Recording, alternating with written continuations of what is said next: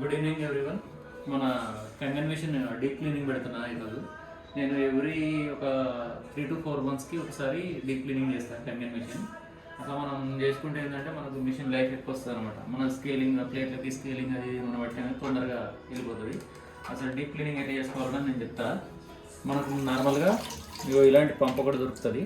Same మన కూలర్లో కూడా ఉంటుంది ఇలాంటి పంపే. ఇలాంటి పంప కూడా తీసుకోవాలి. తీసుకొని మనము మంజీరా వాటర్ లేదంటే ఫిల్టర్ వాటర్ ఒక 5-6 లీటర్లు తీసుకోవాలి.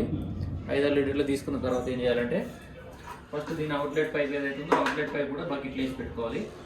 అప్పుడు ఏం చేయాలి, దీన్ని ఇన్లెట్ పైప్ ఏదైతే ఉంటుందో నేను ఫిల్టర్ ఆపేసి ఇన్లెట్ పైప్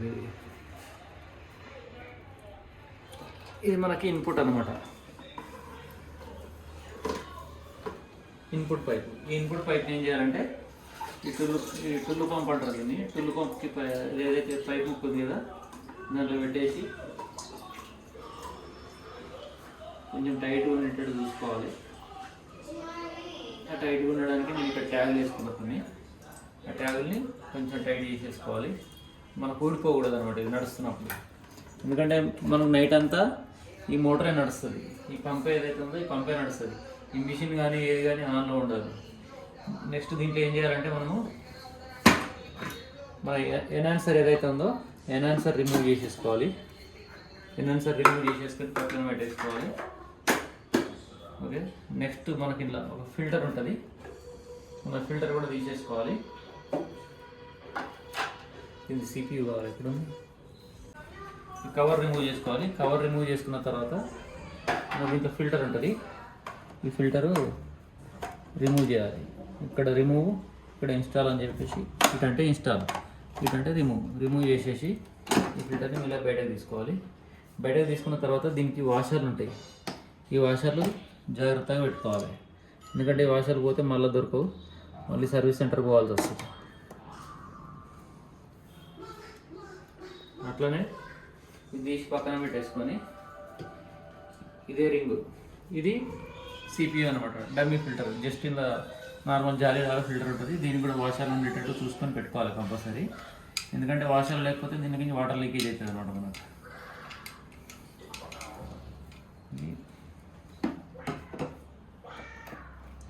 ఇక్కడ వేసేసుకొని ఇది పెట్టేసి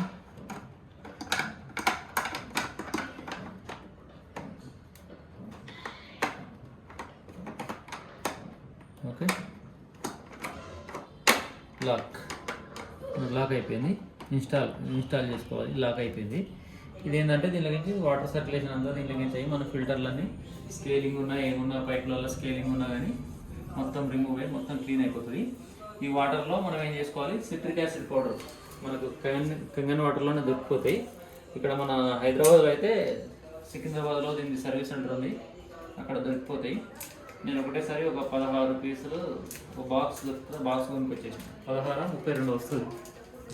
మిషన్లు అన్నిటికీ నేనే డీప్ క్లీనింగ్ చేస్తాను కాబట్టి నేను ఇవి సిట్రిక్ యాసిడ్ బాక్స్ కొనేసుకున్నాను. ఒకటి 30 grams into 24 packs ఉంటాయి కాబట్టి ఆల్రెడీ వేరే వాళ్ళకి క్లీన్ చేసినా, ఇంకా ఇంకా నేను నా దగ్గర నేను పక్కగా పెట్టేసుకుంటాను. మన వాటర్ ఫిల్టర్ కొని కూడా నేను ఆల్మోస్ట్ 2 years అయిపోతుంది. దీనికోసం ఫిల్టర్ కూడా ఒకటి కొన్నా, June 1 FC1 అని చెప్పేసి ఫిల్టర్ వస్తుంది దీనికి. ఈ ఫిల్టర్ కొన్నా. ఇది ఎంత అంటే మార్కెట్ ప్రైస్ వచ్చి 10,500 rupees. ఈ ఫిల్టర్ కాస్ట్ వచ్చేసి 10,500 rupees ఉంటుంది. ఇక మనకు ఈ RO ఫిల్టర్లు, ఇక్కడ నుంచి వచ్చే RO ఫిల్టర్లు మనం ఎంత మంచిగా మెయింటైన్ చేసుకుంటే ఈ ఫిల్టర్ అంత లైఫ్ ఇస్తుంది. నువ్వు ఈ ఫిల్టర్లు సరిగ్గా మెయింటైన్ చేసుకోక అది నల్లగా ఎంతవరకు మనం వాడేసినాం అనుకోండి, ఈ ఫిల్టర్ తొందరగా ఖరాబ్ అవుతుంది. ఈ ఫిల్టర్ తొందరగా ఖరాబ్ అయితే 10,500 rupees. ఇలాంటిది ఒక 6 ఫిల్టర్లు 2 కొనుక్కోవచ్చు ఈ యొక్క ఫిల్టర్ కొని ప్లేస్. అందుకని కొద్దిగా జాగ్రత్తగా, కాస్ట్లీ మిషన్ కాబట్టి కొంచెం జాగ్రత్తగా వాడుకోవాలి. ఈ సిట్రిక్ యాసిడ్ పౌడర్లు ఒక 2 పౌచులు చాలు. ఒక 2 పౌచులు ఇందులో వేసేసుకోవాలి మొత్తం.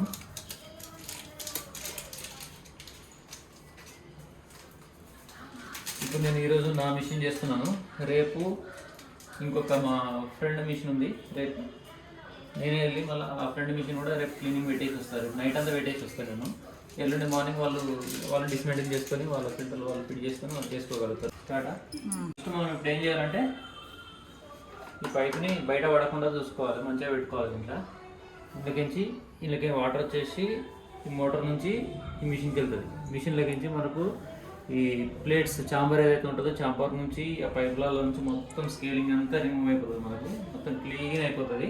క్లీన్ అయిపోయిన తర్వాత నెక్స్ట్ డే మార్నింగ్ ఒక 5 మినిట్స్ నార్మల్ ఈ సిట్రిక్ యాసిడ్ వాటర్ తీసేసి నార్మల్ వాటర్ పోసి ఒక 10 నిమిషాలు మళ్ళీ క్లీనింగ్ పెట్టేసేయాలి. క్లీనింగ్ పెట్టేసిన తర్వాత ఏంటంటే దీంట్లో ఈ పైపులలో సిట్రిక్ యాసిడ్ అదంతా ఉంటుంది కాబట్టి అదంతా క్లీన్ అయిపోతుంది. క్లీన్ అయిన తర్వాత మళ్ళీ సేమ్ యాజ్ ఇట్ ఈజ్ మన కమెన్ ఫిల్టర్కి ఇట్లా పెట్టేసుకొని నార్మల్ ఏం చేయాలి, సిపితోనే ఒక 2-3 లీటర్స్ అట్లా మనం బయట వదిలేసేయాలి.